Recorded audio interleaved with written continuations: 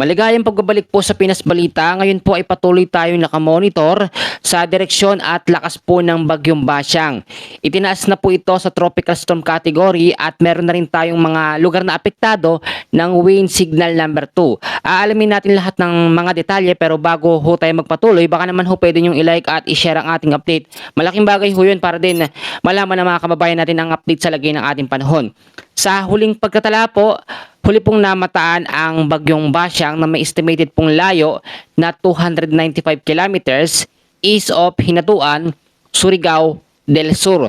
Sa ngayon po, take note, tinataglay na po nito ang hangin na umaabot po sa 65 kilometers per hour. Malapit pa rin po sa may sentro at may bugso naman na umaabot po sa 80 kilometers per hour. Ang pagkilos naman po niya, pa-westward po ito sa bilis na 25 kilometers per hour. Medyo mabilis ang pagkilos niya, kaya inaasahan naman na mabilis po itong lalabas ng ating Philippine Area of Responsibility. Ngayon po, alamin muna natin yung mga lugar na apektado ng wind signal number 2 at signal number 1. Ang mga lugar po na apektado ng signal number 2, eto po, makinig po tayong mabuti. Ang Visayas area muna tayo.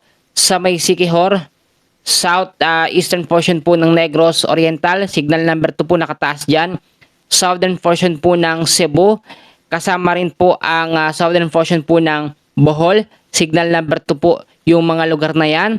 At pag sinabi natin na signal number 2, yan po ay merong warning lead time na 24 hours at merong bilis or lakas ng hangin na umaabot na sa 62 to 88 kilometers per hour.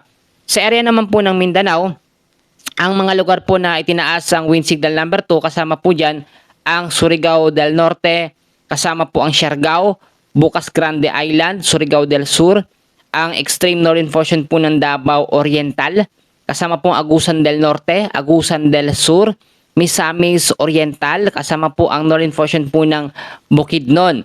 Kasama rin sa apektado po ng signal number 2, ang northeastern portion po ng Lanao del Norte. Uulitin ko mga kaibigan, pag sinabi natin na signal number 2, sa loob pa yan ng 24 hours. So yung iba na nagtataka, bakit daw walang ulan sa kanila kahit nakataas ang wind signal number 1 and 2, merong warning lead time na tinatawag yan.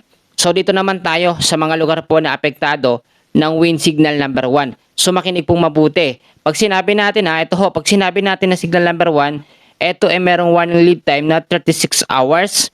Ibig sabihin, sa loob ng 36 hours, doon yan mararamdaman o mararanasan. At merong pagbilis ng hangin na 39 to 61 kilometers per hour. Signal number 1, sa Luzon, inaabot na po, sa may Cagayan, Silio, and Cuyo Islands. Luzon po yan, ha? Bisaya, signal number 1, sa southern portion po ng Eastern Samar, kasama ang southern portion po ng Samar, Biliran, Leyte, southern Leyte, the rest po ng Bohol, the rest ng Cebu, the rest ng Negros Oriental, Negros Occidental, Guimaras, Iloilo, Capiz, Aklan, at sa may Antique.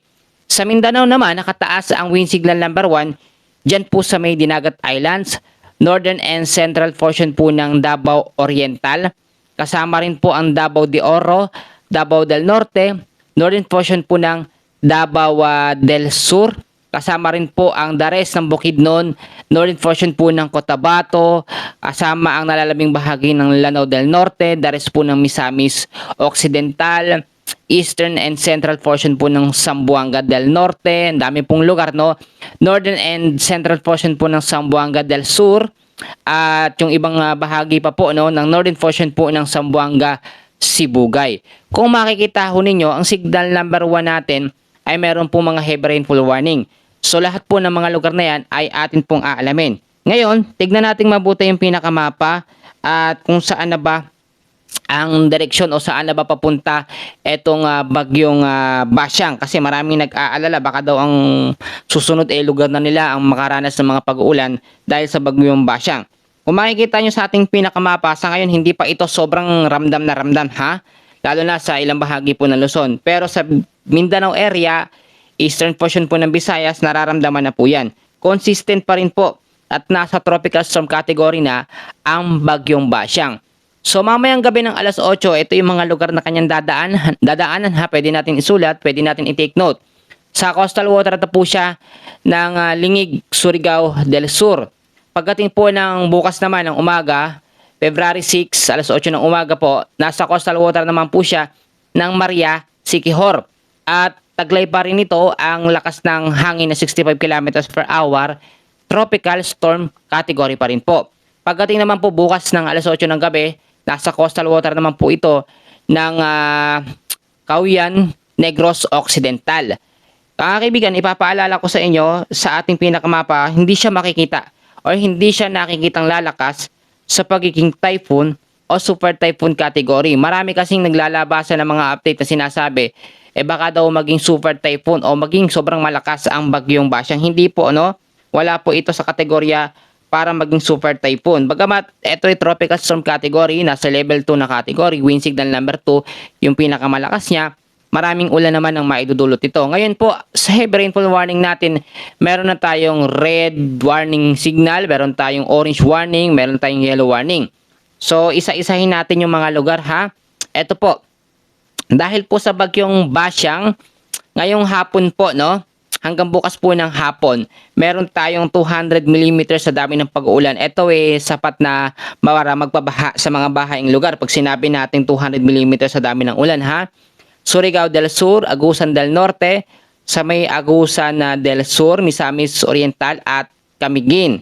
So 200 mm sa dami ng pag-ulan, marami ho yan. Meron namang 100 to 200 mm sa dami ng pag-ulan.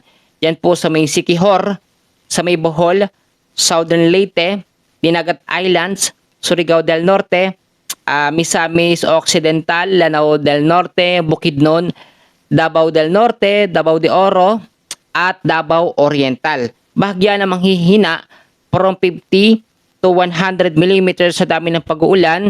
Ngayong hapon hanggang bukas po ng hapon, ang Negros Occidental, Negros Oriental, Cebu, Leyte, Eastern Samar, Zamboanga del Norte, Lanao del Sur, Cotabato at Davao del Sur.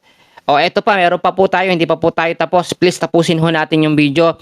Bukas ng hapon hanggang sa Saturday po ng hapon, meron tayong 100 to 200 mm na dami po ng pag-uulan dyan sa may Antique, Iloilo, Guimaras at Negros Occidental. 50 to 100 mm sa dami naman ng pag-uulan sa may Palawan, Aklan, Capiz, Negros Oriental, Cebu at sa may Siquijor. Saturday po ng hapon hanggang sa Linggo ng hapon, marami pa ring ulan. Meron tayong 50 to 100 mm sa dami ng pag-ulan dyan po sa may Palawan area. Ito ay papalabas na, no, ng ating landmass. So bukod dyan sa bagyong Basyang, nananatili pa rin ang epekto ng shear line o yung kumpol ng kaulapan dahil sa malamig at mainit po na hangin.